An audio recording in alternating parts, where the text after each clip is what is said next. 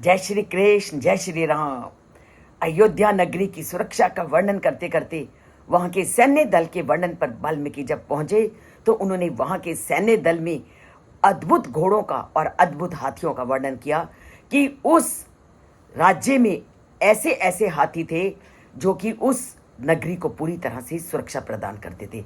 कुछ हाथियों के बारे में उन्होंने कल वर्णन किया और कुछ आज के श्लोक में उन उत्तम हाथियों का वर्णन करते हुए वो कहते हैं कि भद्रई मंद्रई मृगैश्च एव, भद्र मंद्र मृगैस् तथा भद्र मंद्रई भद्र मृगई मृग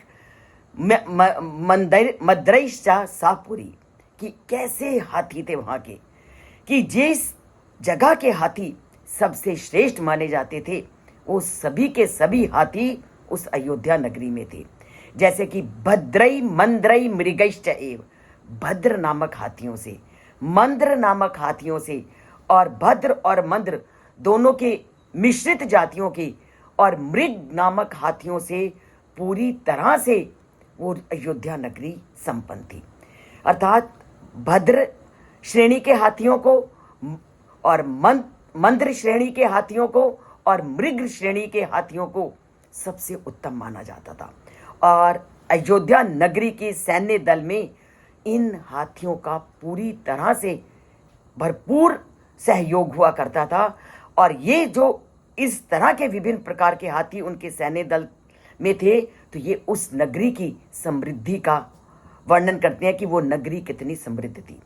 तो यहाँ पर वाल्मीकि जी ये कहना चाह रहे हैं कि ऐसे उत्तम हाथियों से भरी हुई थी वो अयोध्या नगरी, जो हाथी अपनी जाति के लिए प्रसिद्ध थी, और उनकी जाति थी भद्र, मंद्र और मृग।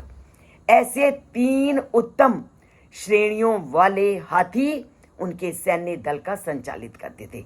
अब मन में प्रश्न उठता है कि भद्र हाथी क्या होते हैं? वे हाथियों में सबसे श्रेष्ठ माने जाते हैं भद्र हाथी।